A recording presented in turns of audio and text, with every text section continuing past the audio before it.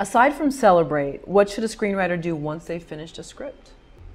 That, I had someone ask me this question. It was so good because I said, I'm going to put that into my upcoming seminars, because I think the biggest question of the writer is what's next.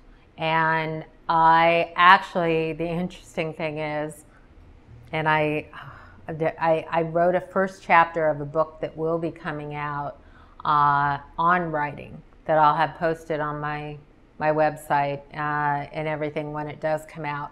It is 10 actions a writer can take.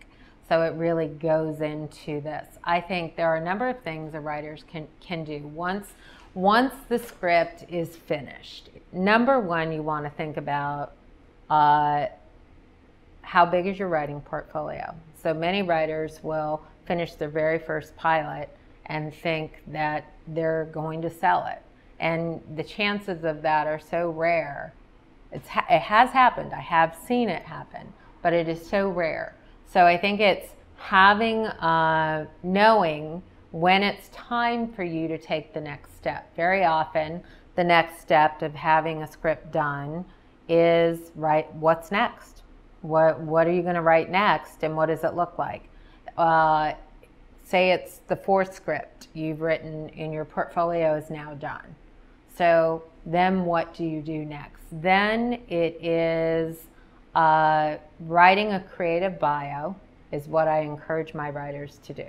So you can go into, certainly writers who've entered the writing programs like at NBC, ABC, CBS, Warner Brothers, they know what that creative bio looks like, because very often that's the essays that they have to fill out in these writing fellowships. So it is similar to those. A creative bio is like a resume, but it has your voice, and you're telling a story, and you're giving people an opportunity to get a sense of who you are.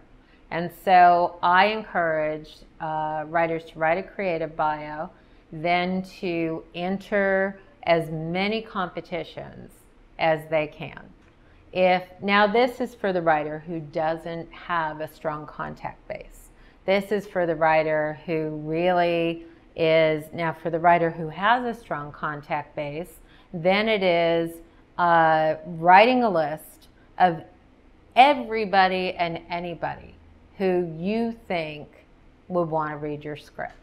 And what I tell writers is recognize that there's a mutual benefit going on when it comes to asking someone to read your script. If you are asking someone who needs to know strong writers and you believe you're a strong writer, then there's no favor going on. There is a mutual benefit going on.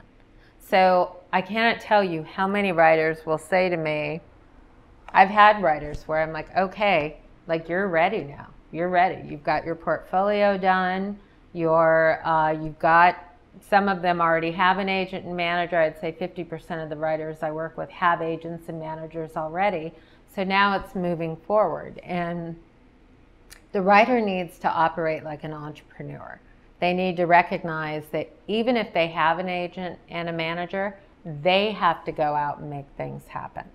And it is a partnership that is going on there. So I think once the script is completed, the writer who's newer, I encourage entering as many competitions as possible so that you have reflection. The competitions, if you make it to the quarterfinals or the semifinals or the finals list, it tells you where your script is. And that is knowledge and information. Like, you don't want to send your script out if it's not ready. Because the biggest mistake writers make, one of them, is sending the script out before it's ready. And granted, I'm going to tell you, every script could go through development forever. It just, that's what it is. But you also have to know when it's in a strong enough place to where it's going to make a strong impression.